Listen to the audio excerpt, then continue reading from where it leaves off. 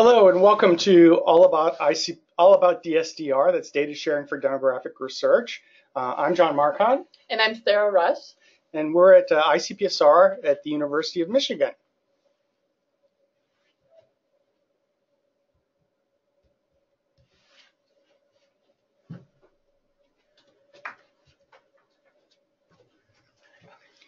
Okay, so here's what we're going to be talking about today.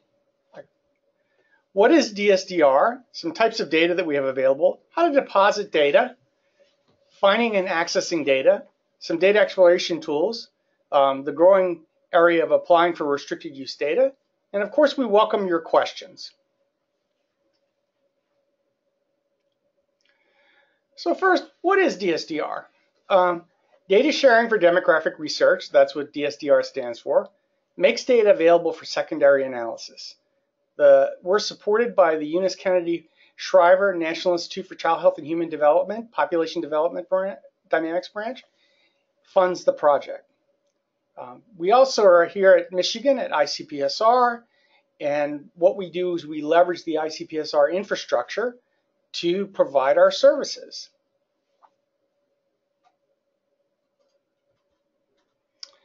So a little bit about the DSDR mission, and we like to call our mission disseminate, facilitate, archive, and preserve.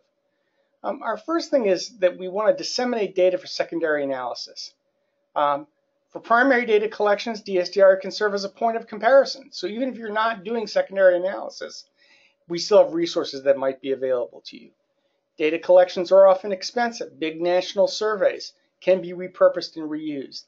We make those things available. We facilitate analysis of data. DSDR provides codebooks and data guides. Many studies may be analyzed online. We archive. We archive studies by adding metadata, cataloging, and tagging. We have discovery tools to help researchers find data. That's a little bit like our library function, which is if you thought of ICPSR as a library of data, helping people find things. And the last thing we do that sometimes gets lost in the shuffle, but is very important, is that we preserve data and documentation for future researchers. Studying history can help us advance knowledge. It can help us understand what's going on today by being able to look at points in the past. So what are some of the DSDR services that we perform? Obviously, we disseminate public use data. We provide access to restricted use data. This is a growing field as data now is more sensitive and has a lot more information and could be identified, so it's a growing area. We provide standardized code books that are searchable and put out in a standard format so that you can easily find things. We have data discovery tools. This is one of the most important parts of it, is how do people find data? How do people find different aspects of data?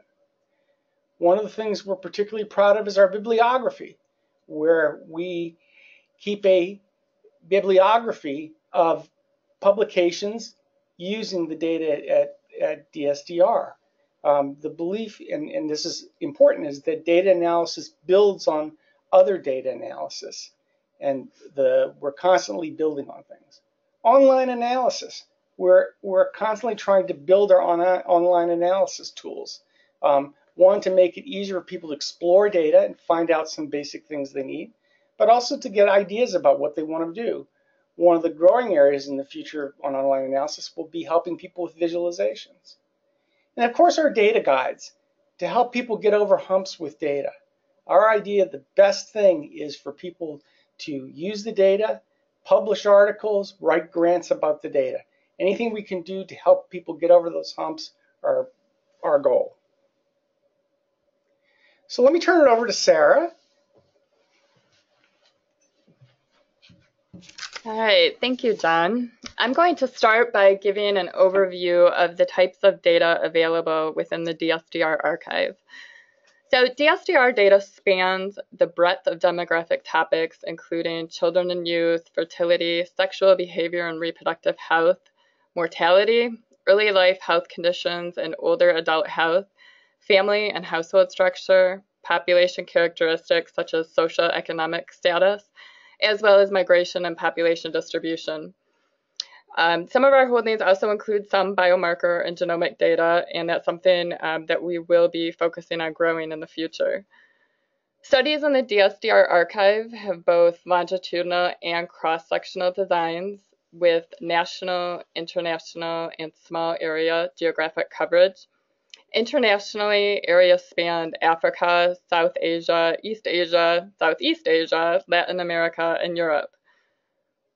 Most DSDR datasets are public use and available for download at no charge after logging into the website. About 30% of DSDR studies consist of one or more restricted use datasets, which include sensitive information about the participants and require approval for access to the data. John will talk more about the DSDR restricted use data later on in the presentation. Our newest data release is the 2010 National Survey of Fertility Barriers. We've also recently released an updated user guide for the China Multi-Generational Panel dataset Shuang Cheng study.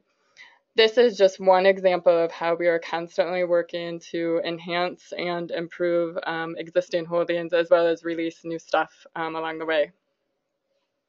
Curation staff are currently working on an update to the Consumer Pyramid Survey and the release of a longitudinal study that took place in Malawi. Here we see our top downloaded studies for the past year, which ended September 30th.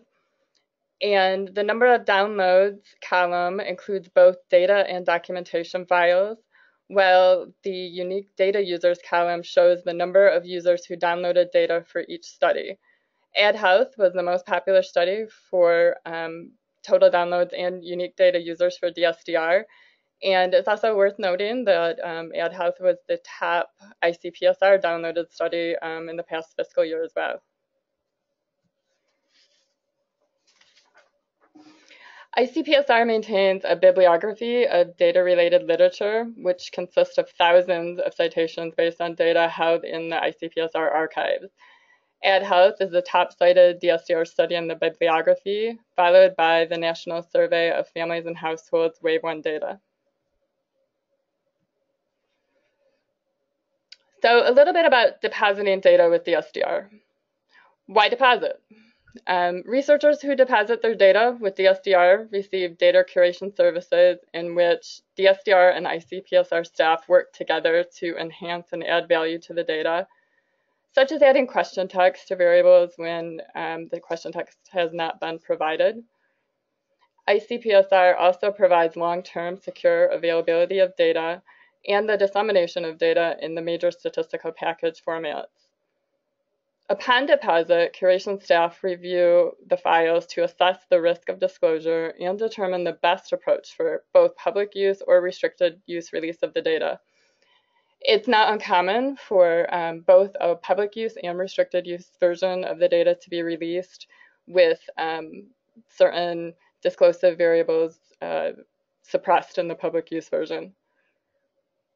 ICPSR also aggregates data-related publications through the bibliography of data-related literature, as John already mentioned.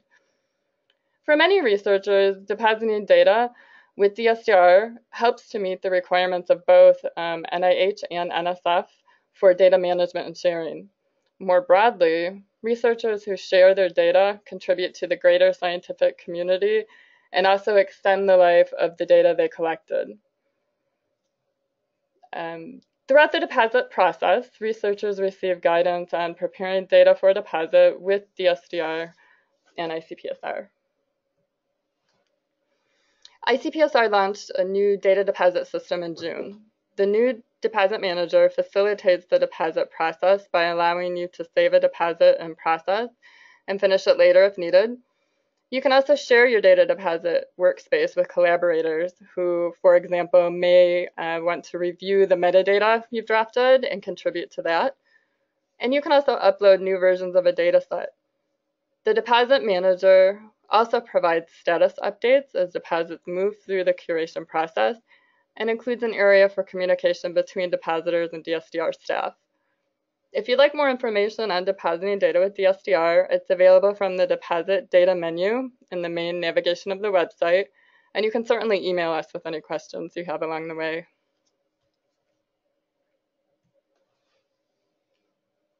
DSDR offers study, variable, and publication search options to help users find data for analysis.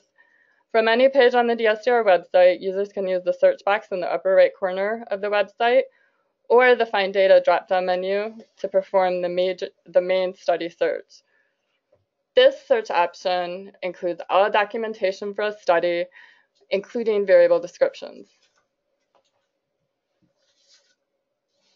Here we see the study search results for the term fertility. I've already used the filters in the left column to narrow my results to include only those studies produced by DSDR with data between 2012 and 2017. On the search results screen, I can sort my results by a number of options, including study title, the most recently released or updated study, the time period of the study, and the most cited in the ICPSR bibliography. I can also further revise my search to see variable or publication results for the same search term. If I click on a result, I'm taken to the study homepage, which we'll get to in a few slides. Another option for locating data is the variable search. That's available from selecting the Variables tab in the Study Search Results screen, or by selecting Search Compare Variables from the Find Data drop-down menu in the main navigation. The variable search looks for the search term and the variable name, variable labels, and value labels across ICPSR studies. Filters and sorting are available similar to the Study Search Results options. In this example, I searched for variables related to owning land. By selecting a variable on the search results screen, I can view information about the variable, including the variable description, summary statistics, and also access the associated study by clicking on the link at the top of the screen. From the variable search results screen, I can also select variables to compare. In this example, I've selected two variables from the Chitwan Valley study related to owning land for comparison. The screenshot on the right shows the results of this comparison, which allows me to better compare the variables I'm interested in side by side, which is often more helpful than moving between the individual variable records. Finally, there's the publication search. That's available by selecting the Publications tab in the search results or by selecting the Publications link from the Find Data drop-down menu in the site's main navigation. The publication search is designed to search actual citations. By this I mean that the search does not include the full text of publications. Selecting a result leads to a citation record, which includes links to full text options when available and alternatives for exporting the citation. Here, we see the upper portion of the study homepage on the left. This contains the ICPSR metadata available for the study, as well as options for accessing the available files. The key sections of the page are displayed in the table of contents on the far left of the screen. Selecting the related publications or variable links allows you to search for terms within the study itself, or list all of the publications and variables associated with the study.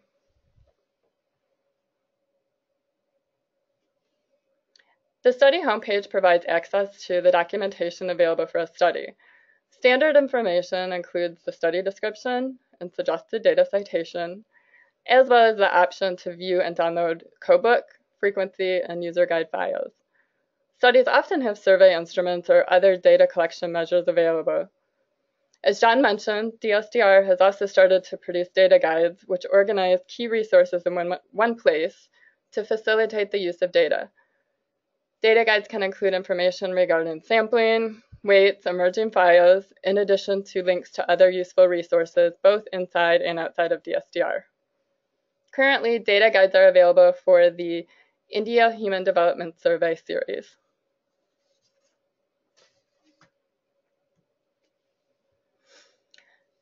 So from the study homepage, users can download data, and here you can see that we have data available in a variety of formats: SAS, SPSS, data, R, and ASCII.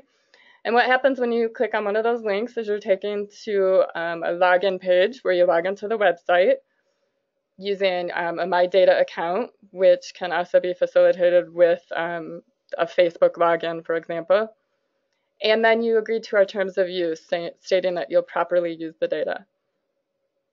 I want to point out here, because we're going to get to this in a couple slides, the Analyze Online links as well are located right below the download links.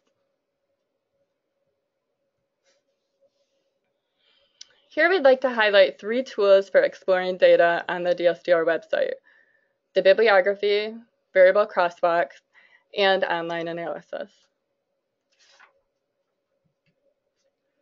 While I covered the bibliography earlier as a search option, I'd like to talk about it briefly as a data exploration tool. The bibliography is a helpful resource in seeing what research has already been done on a topic. This can be especially helpful to students and others who are new to using secondary data for analysis.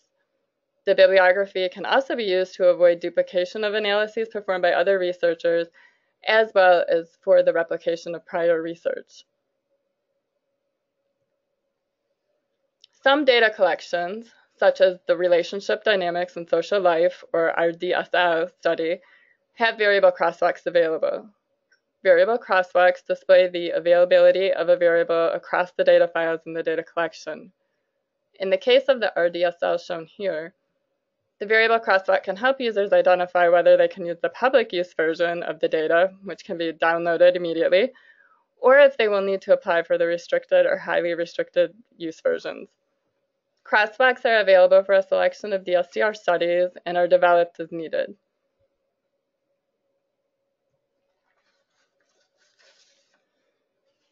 Finally, options for online data analysis. Many of the studies in DSDR are available for online analysis. ICPSR's current online analysis system is powered by Survey Documentation and Analysis, or SDA, which allows for a range of analysis options, including cross-tabulation, comparison of means, correlation, multiple regression, and logit and probit regression. Online analysis can be especially useful for exploring data prior to download, reviewing frequencies or summary statistics for missing data, creating subsets of cases for download, and creating tables or charts for reports. A simplified version of SDA is also available for data users interested in cross-tabulation only. We refer to this as the Simple Cross-Tab Frequency Tool, and that link, if available, would be right next to the SDA link from the study homepage. So with that, I'm going to turn it back over to John and let him talk to you about our restricted use data. Thank you, Sarah. I'm going to move now to restricted use data. As I said, restricted use data is one of the biggest growing areas for us as more and more studies have information that has sensitive information or data that's potentially re-identifiable, which offers an incredible amount of rich research possibilities. But of course, we have to be careful with these data. So how to apply for restricted use data? Unlike the public use data, you actually have to apply for the restricted use data. And one of the key things that's different between the two is that in the public use data, you merely have to agree to the terms of use. And for the most part, the terms of use state that you will use these data for research and not try to re-identify someone. For the restricted use data, you have to enter into a data use agreement. And what's important about data use agreements is data use agreements are institutional level agreements. They are not agreements between a researcher and ICPSR or DSDR or the University of Michigan. They are relationships between the University of Michigan and the receiving institution. So it's important to remember that in terms of doing it. Now, applicants must be PI eligible at their institution. That means that they are covered by research. And it's important to understand that because graduate students are typically not PI eligible and must have a faculty sponsor. Some categories of staff at universities or organizations are not PI eligible. So that's something within the organization itself. But here are the things that the applicants must submit via our online system. And it's important to understand that we've tried to make it so that you can easily apply through the data through an online application. trying to eliminate paper as much as possible. I'd like to say that we've gotten rid of the paper, but in fact, there are still some documents that need to be uploaded. So what we usually require is a description of the proposed research, an approved security plan for the data. Remember, these are restricted use data, so they require some extra security. Our online system provides options for what's our appropriate security. You typically need IRB approval for the research. Even though it's secondary analysis, you typically need some certificate of exemption, etc. That may be changing in the future, but for now, we do require IRB. You need the institutional approval by signature in a data use agreement. By signature there, that's the signature of the institution, someone who can sign for the institution. It's not the researcher who can sign, or even a department chair. It's usually someone at the provost level or the vice president for research. And the other thing we want is we want people to do confidentiality pledges for everyone with access to the restricted use data. And that goes from PIs, co-PIs, investigators, down to research assistants and computer techs that might be helping you, anyone who can access the data. The reason for this is we don't want any ignorance. We don't want people to say that, well, I didn't know I couldn't do this with the data. We want people to be pretty clear about that these are sensitive data. And I want to just stress here that we have an obligation to do things, keep these data confidential as much as possible. When data are deposited with us here at DSDR, we agree to certain terms as to how the data will be distributed. We have to abide by those terms. Furthermore, what's important here is that we have an obligation to researchers and to the people whose data has been collected to keep it there. Because every time there's a data breach or every time there's something that's released without authorization, it hurts all research.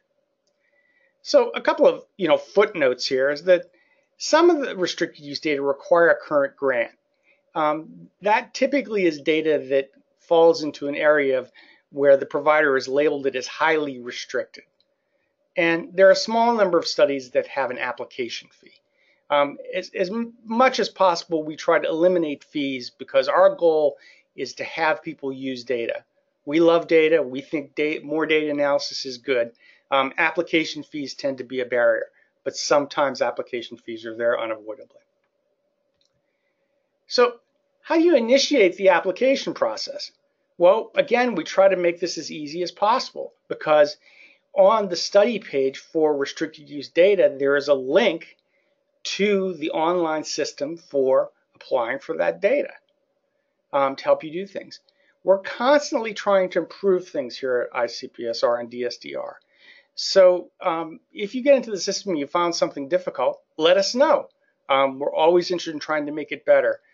We sort of describe ourselves as a continual work in progress, always making things better, but user input back is very important. We also want to just cut down barriers. If something is a barrier to people using the data, let us know. And if possible, we'll try and mitigate that. So right now, DSD offers two options for accessing restricted use data. And it's divided to basically the data is sent to researchers via an encrypted download, and the researchers come to data via an encrypted connection. Most data in the past was sent out to researchers, but there's a growing movement now to have these sort of enclaves where researchers come to the data. This is a service that ICPSR is offering and DSDR is using. This service, there are some other archives available throughout the country, but it's a growing area in terms of the data. We refer to the first one, the data sent to researchers. We refer to that as secure dissemination. The data are encrypted with a unique key. It requires an approved security plan, but if you use our online system, it tells you what the requirements are, so we think you can meet those fairly easily. The key thing here is very important that the researchers must review their own output for disclosure risk. That is, that if there are cell size requirements, and there always are cell size requirements for restricted use data, that the researcher will not publish output or share output that is below those cell sizes. So if the minimum cell size is 10, you won't provide tables with cells less than 10. That seems pretty straightforward. But the important part here is that the researcher agrees to review their output and self-police. Now, if we examine on the VDE side, it certainly has some security enhancements, which are that the data remain on the ICPSR server, and we can approve and take researchers' access out immediately in terms of using the data. So that's something that's very important. One of the big areas that our sponsor and other federal sponsors are very interesting is collaboration. They want people to collaborate. The idea is that team science makes better science. And in order to have team science, you have to have some way of having collaboration.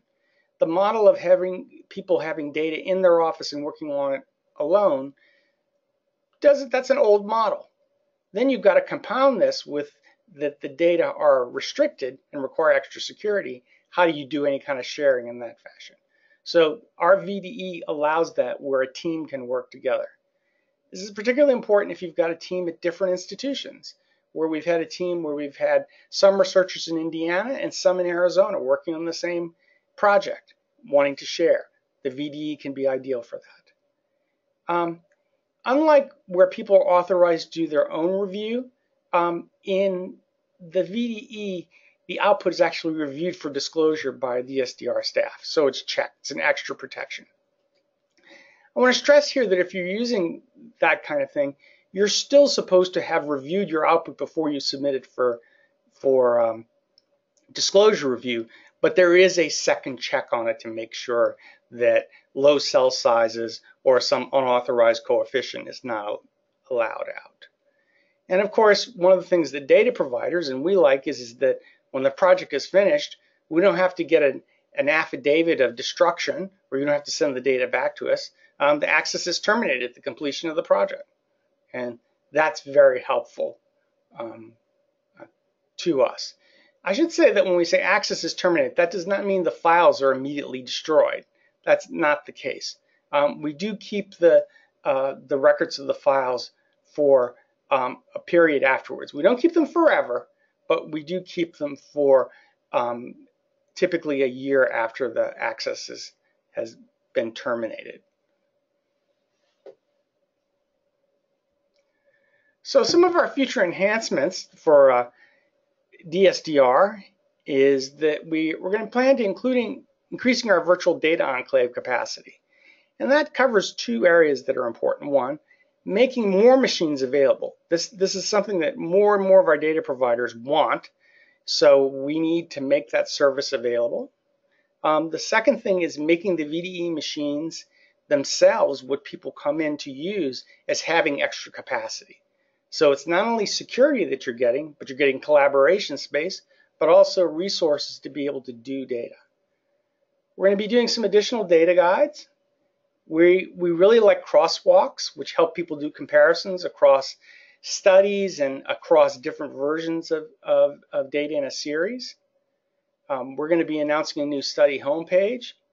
We're going to be developing a new online analysis system, which will be allowing us to do some things we couldn't do before.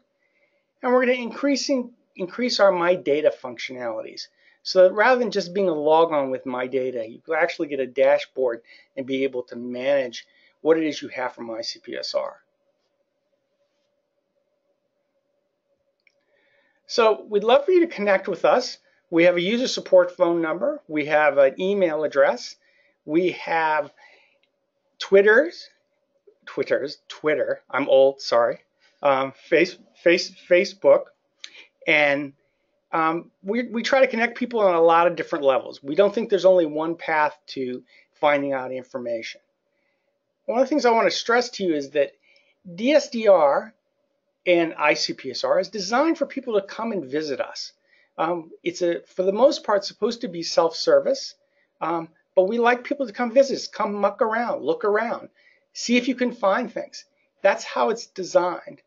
And I always joke with people about this and saying, what's intuitive for one person isn't necessarily intuitive for other people. We need feedback, and we encourage you to come to our site, look around, try to find things. If something's easy, let us know. If something's hard, let us know, because we can improve it. Our overall mission is we love data. We want people to use data, and that's what we're about. And I can't stress enough that we're a work in progress and that we're constantly improving what we're doing. So with that, we'll turn it over to questions, and we welcome your questions, and we'll try to answer them. Thank you so much for attending.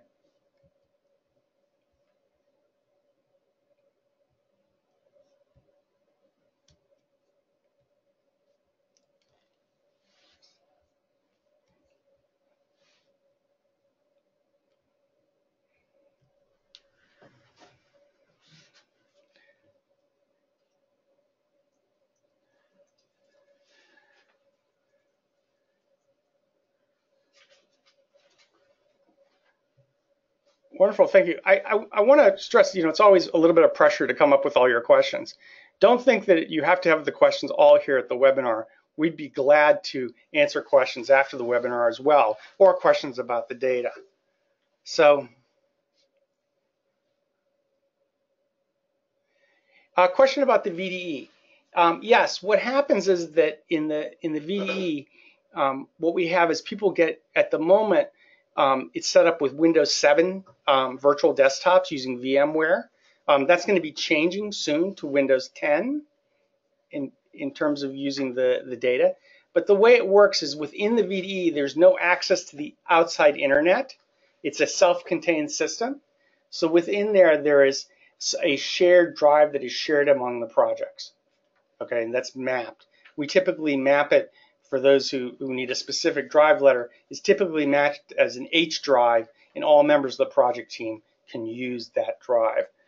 The other thing is, not only do we want to remove barriers, but as much as possible, we're trying to make disk space not an issue. If you need disk space, we're trying to provide it.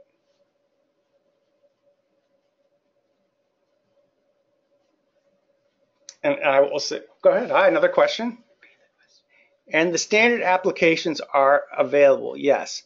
What about RAM? And so that's an issue that's always important. Right now, what we have in the VDE is we have our standard STATA, SPSS, SAS, R in the VDE.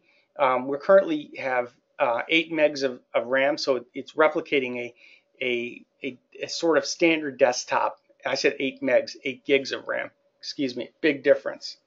But yeah, the application is interesting. It's always kind of a work in progress.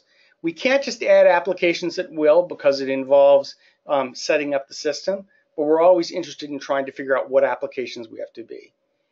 Let me just be clear about the applications: is we can't put unlicensed applications in the VDE, so we always have to be careful with that. But we try to respond. We had request on another projects in the VDE where they wanted M+, so we made available M+ to people.